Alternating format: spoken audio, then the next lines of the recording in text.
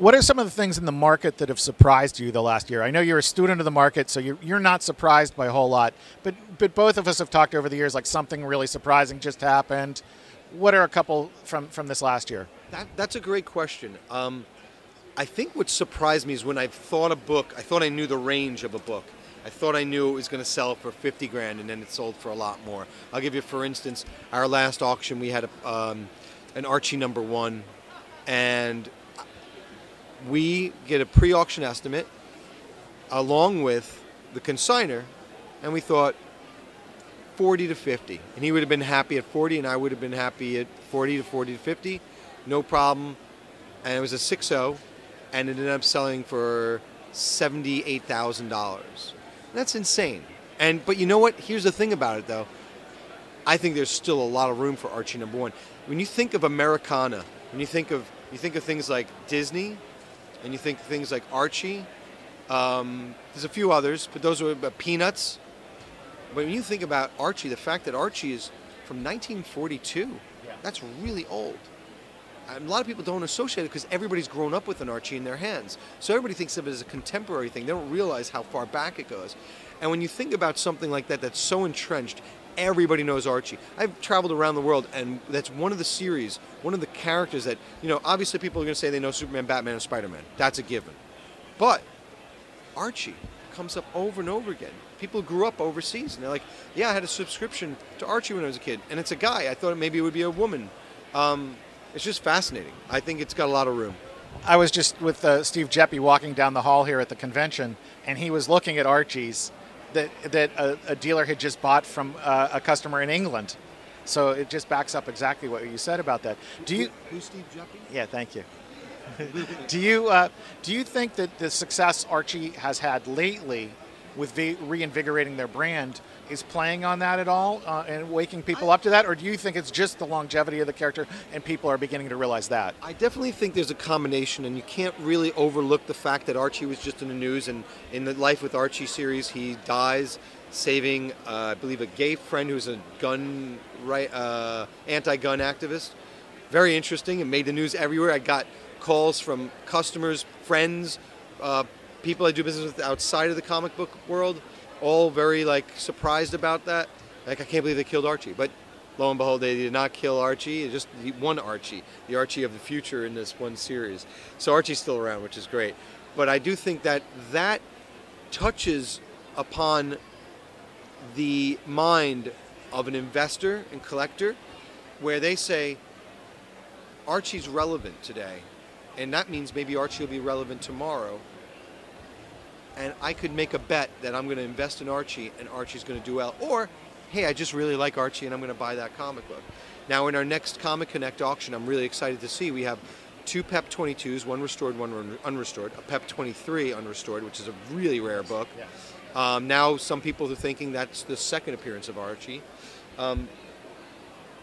2 Archie #1s, including an unrestored 8.0. Nice. And Jackpot 4. It's a very Archie-centric auction. And we also have another Hulk #1, 9.2 from the Northland collection. So we see these books. People saw how well they did in the last auction, and they said to themselves, maybe I can cash in on that type of excitement as well. And so now we have this second auction now that's showing off these books, and we'll see what happens. I'm very optimistic of the outcome.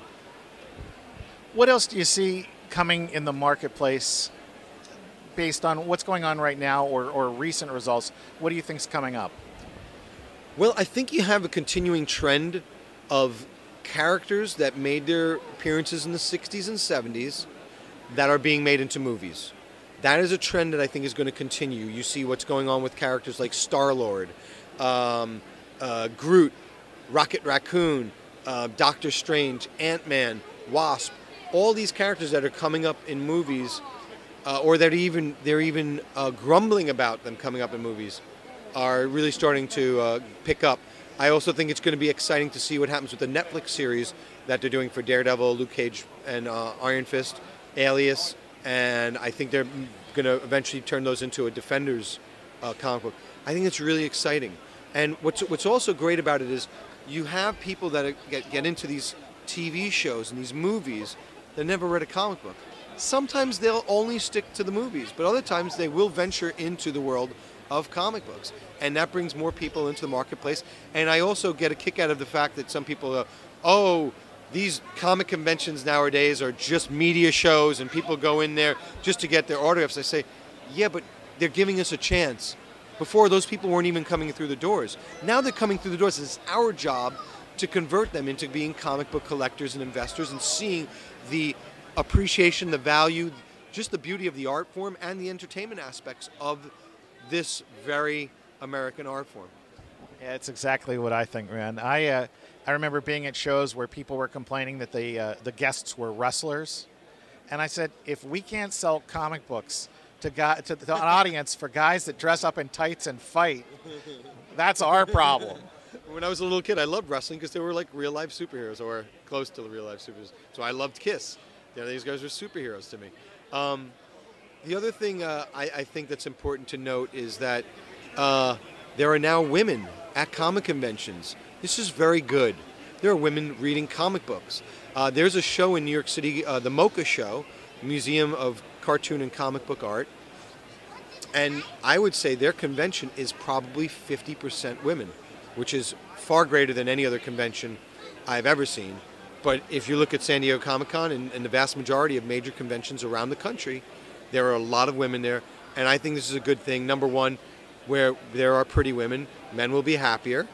And the other part of it is, I think it's great to expand the market so that women also appreciate this art form, collect comic books, read comic books, and there's so many different genres that appeal to so many different types of people that it's fantastic when you hear somebody saying, yeah, I read such and such, and I've never heard of the title, and I know almost everything that's out there, and it's a title that's from an independent publisher that's about a teenage girl or something that has nothing to do with superheroes and tights. It's fantastic.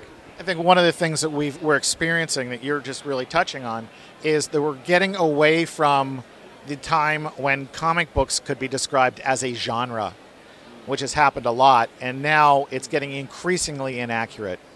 That's a good point. I never thought about that. Yes, comic books are standalone, and then there are the genres, the subcategories of comic books that are, I guess, more readily acknowledged and accessible and appreciated. The other thing I think I mentioned to somebody the other day, superhero movies are their own genre. There's a segment of superhero movies. There's romance, there's comedy, there's action, but there's a superhero movie now. And that's pretty cool. And we've reached a point where one of them can come out and be a dud, and it doesn't kill all the others. This is a different thing than even, say, 10 years ago. I agree with you. Look at cases like Green Lantern, which didn't do well, but it's actually, I think, it's okay because the market's continuing forward. You have people saying, hey, just because that one wasn't great doesn't mean this one's going to be a bomb too. I mean, you look at Man of Steel, and some people may not like that movie, but it was a solid movie. You can poke a lot of holes in plots and this, that, and the other thing. But when you watch it, I think it's an entertaining movie. It's interesting, and it keeps your attention. I walked out of the theater thinking it was great. It was a fun time. It was a fun ride. Okay. Anything else you'd like to add? Anything else that in the back of your head you've been wanting to say? Well, I think that I appreciate the fact that you're doing stuff like this. I think, once again, not everybody can get to conventions. Not everybody can make it out. Some people live in places where there are no conventions, or maybe their budget doesn't allow them to, and they can't meet dealers like me or artists, writers. And the fact that you're putting together these interviews like this and broadcasting them around the world through your websites, I think is a really amazing thing, and I think you should be commended for it, and I thank you very much for doing it. Well, thanks, man, and thanks for the time for doing this. My pleasure. It really was.